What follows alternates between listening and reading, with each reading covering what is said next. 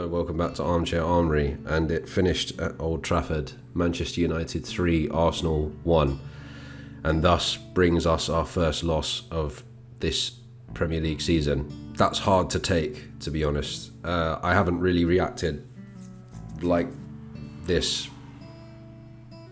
in football for a long time, because part of me really did think that we were going to get something out of this game, but the kind of logical part of me did think that the same Old Trafford hoodoo would come back to bite us again. I think for most of the game we were probably the better team. I think we dominated possession and we got caught on the counter-attack 3 times, essentially. Had a goal disallowed early on in the game through Martinelli after a foul on Christian Eriksen by Ødegaard, which wasn't really a foul.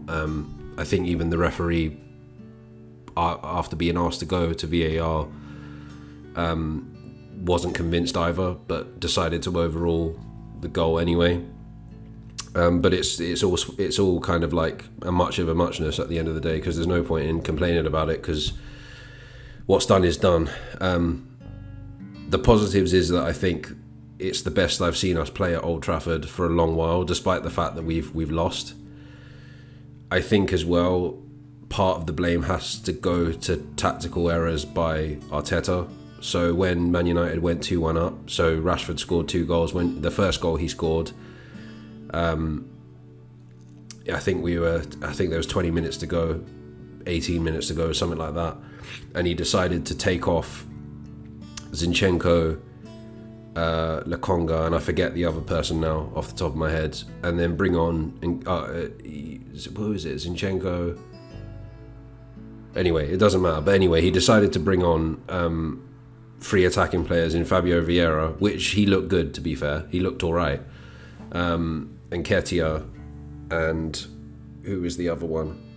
Oh, God, I'm going to have to look it up now. Smith Rowe, that's it. So Smith Rowe was the other one that came on.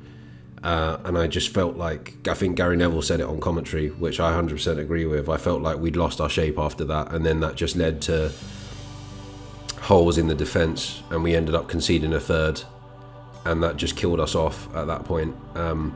So I do feel like part of the blame of this loss has to go to the coach, just because of that. In the last 20 minutes, it wasn't just that. I just feel as if when we equalised, we played right into Man United's hands. We know that even before Erik ten Hag, they were a counter-attacking team, and we played right into their hands. And it's a really hard one to take, because I genuinely did believe in my heart of hearts that we were going to get something out of this, because I felt that apart from the first 10-15 minutes where United were on top of us, I felt like we were the better side pretty much throughout the game, and they just, as I said at the beginning, caught us on 3 counter-attacks. And the score to me is flattering. I just felt that kind of that old immaturity that we have as a young team has come to bite us, and the kind of naivety of an inexperienced manager has come to bite us. And it's made it look like United have completely blown us out of the water, but that's not the case. But at the end of the day, the goals and the points are what matters, and we just have to take the medicine and move on, really. So we move into Everton next Sunday after our start in the Europa League on Thursday, and that's what it's all about now. We just have to bounce back from this, take it on the chin, and go into the Everton game at home and win that to keep the charge on. I don't think anything's changed league-wise. I don't think there's much positions changed for us. I think we're still top of the league as far as I know.